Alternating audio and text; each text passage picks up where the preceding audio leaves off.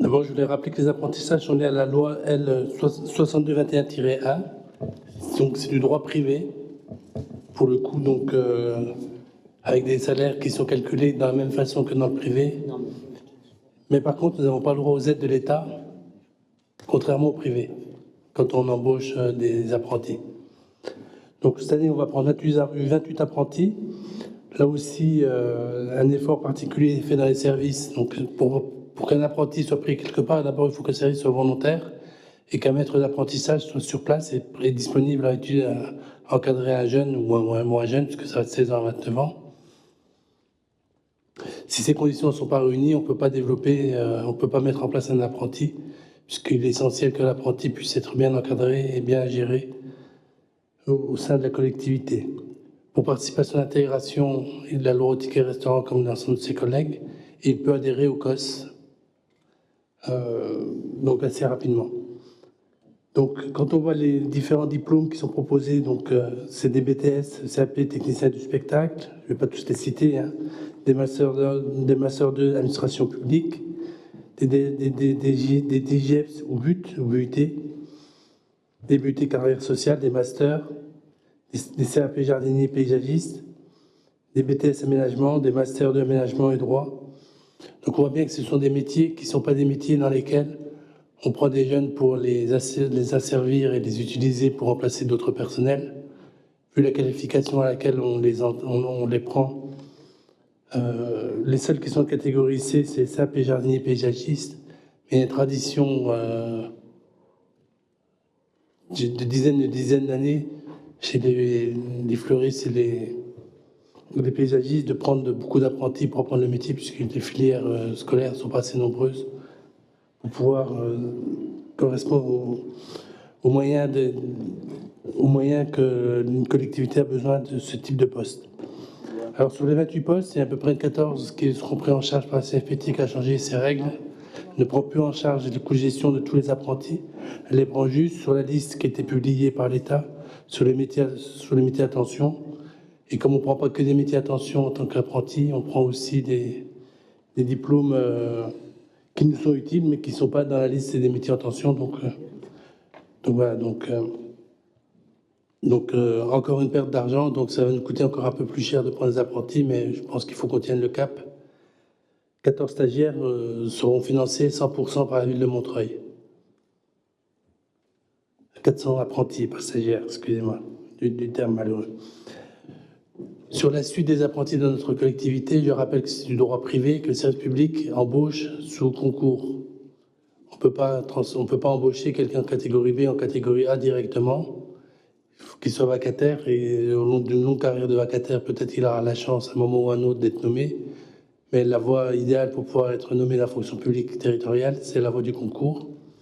Sauf pour les apprentis en situation de handicap qui peuvent utiliser la troisième voie, mais on en a très peu. C'est anecdotique le nombre d'apprentis en situation de handicap. Il faut qu'on continue à faire des efforts, en tout cas, pour essayer d'en accueillir, mais c'est pas si évident que cela. Comme il me semble, je l'avais fait l'an dernier ou l'année d'avant, c'est très bien, hein, évidemment, 28 apprentis. Il y a juste une chose qui est étonnante, surtout après tout ce qu'on a dit depuis le début de cette séance, et puis tout ce qu'on est en train de dire aux électeurs sur le pouvoir d'achat, c'est quand même assez bizarre, alors que les apprentis sont quand même pas très bien payés, hein, en fonction de l'âge et du diplôme préparé. Ça peut être autour de 40% d'un SMIC et ça monte jusqu'à éventuellement 100% d'un SMIC. Il existe des possibilités de majoration. La majoration optionnelle, vous avez mis dans l'article 4 de la délibération que vous ne l'appliqueriez pas. Donc, alors qu'on a une possibilité pour des salaires précaires, quoi, enfin, pour des gens qui n'ont pas des gros salaires et qui sont plutôt précaires, il y a une possibilité d'augmenter de 15%, hein, ça reste modeste. Vous savez, comme la majoration pour chef-lieu de canton, pour vos indemnités, ben c'est pareil, 15%. Vous l'êtes accordé, mais pour les apprentis, non. Donc, j'ai rédigé avec ma collègue un amendement que j'ai écrit, donc je peux vous le de faire passer, qui dit tout simplement à l'article 4, il est indiqué que la majoration optionnelle sera appliquée, alors que c'était écrit ne sera pas appliquée. Ça touche pas tous les apprentis, et donc c'est pas non plus des sommes mirobolantes pour la ville, mais pour chacun des apprentis qui la touchera, avoir 40% ou 55% d'un SMIC, c'est pas tout à fait la même chose. Et je pense, surtout en ce moment, ce serait pas du luxe de se permettre de faire ça. Ça serait un peu raccord avec ce qu'on raconte par ailleurs. En France, en l'espace de 4 années, le nombre de contrats en apprentissage a augmenté de près de 20%, passant de 856 000 en 2021 à 1 15 000 en 2024. Par ailleurs, les filières permettant de passer des diplômes en alternance ont nettement augmenté et se sont diversifiées, offrant un choix toujours plus large aux candidats. Ouvert aux jeunes de 16 à 29 ans, ce système offre nombre d'avantages pour les alternants ainsi que pour les entreprises.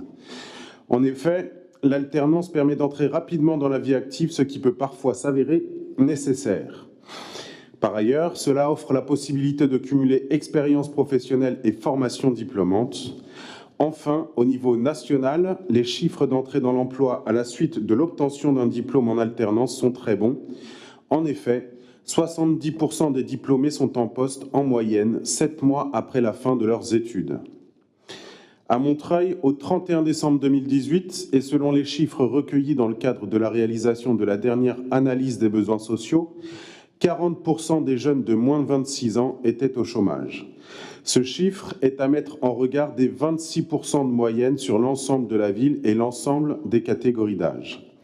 En soumettant cette délibération à notre Assemblée, en proposant de structurer cet axe de travail de la politique des ressources humaines, en ayant une gestion prospective des besoins en matière d'emploi et de compétences dans lesquels la ville aura besoin d'étudiants alternants, nous ferions le choix de pérenniser ce dispositif et surtout de renforcer les politiques municipales en faveur de l'emploi des jeunes.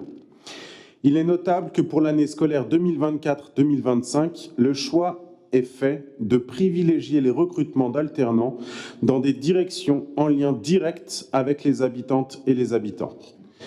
Plus encore, dans une période de difficulté accrue de recrutement dans certaines filières pour les collectivités territoriales, le développement de cette filière de recrutement pourrait ainsi favoriser le recrutement de nouveaux profils de futurs agents publics. En permettant à ces jeunes de remplir les conditions pour leur diplôme, tout en leur donnant l'opportunité d'avoir une expérience dans l'action publique, nous participons à leur insertion professionnelle. Nous soutenons et voterons cette délibération. Notre groupe restera cependant vigilant à ce que le recours au contrat d'apprentissage serve bien à cet intérêt pédagogique et de formation et non pas à faire des économies à notre ville sur le dos des jeunes. À l'heure où nous prétendons lutter contre la précarité, soyons irréprochables. Je vous remercie. Ne pas être bloqué financièrement, avoir une solution pour un parcours qui permet d'accéder à un diplôme post-bac ou autre. Plus d'enfants, d'employés, d'ouvriers accèdent à des cursus qui leur étaient fermés, faute de financement.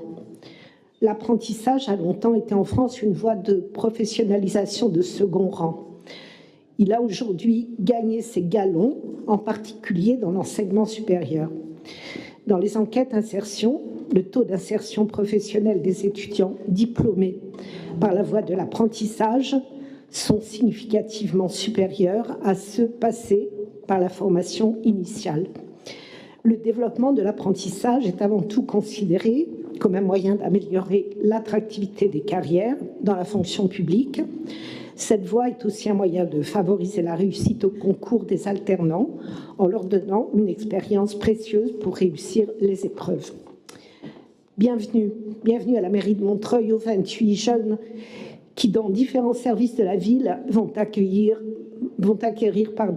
des compétences qui leur ouvriront des portes professionnelles.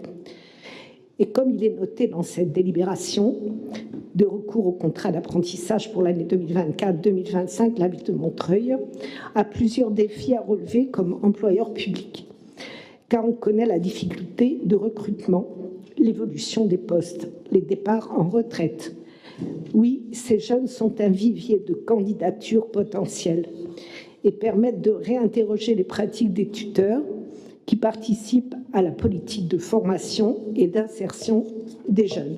Je l'invite à venir rencontrer les stagiaires quand ils arrivent dans notre collectivité. La joie qu'ils ont de pouvoir faire un diplôme qui s'est fermé à eux dans le système éducatif traditionnel. Donc, c'est aussi à prendre en compte. Sur le rejet, j'ai expliqué que le CNFPT qui devait financer une partie des coûts d'apprentissage, 4 000 à 6 000 euros par an, ne le fera plus pour 14 de nos stagiaires. Donc, si on veut rester une enveloppe financière acceptable, soit on diminue le nombre d'apprentis.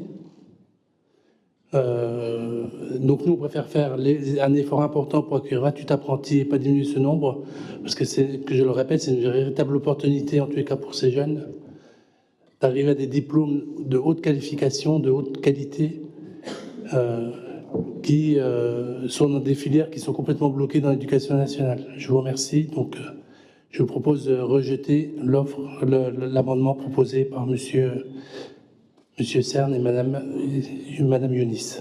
Donc, je mets aux voix les articles 1 à 3. Contre, abstention, unanimité, merci beaucoup. Je mets aux voix l'amendement à l'article 4 proposé et défendu il y a un instant par Monsieur Cern, qui est pour l'amendement de Monsieur Cern, qui s'abstient, qui est contre. Proposition rejetée, je vous remercie. Nous passons au vote sur la totalité de la délibération. Contre, abstention. Nous avons rejeté votre amendement, mais du coup, je proposais de mettre la totalité de la délibération en voix, si ça vous va. D'accord, on vote l'article 4. Donc, article 4 qui est contre, qui s'abstient, adopté. Je vous remercie. Je mets la totalité de la délibération. Contre, abstention. Vous abstenez pas sur la totalité de la délibération? Non. Proposition adoptée à l'unanimité. Je vous remercie. Délibération numéro 7, Monsieur Stern.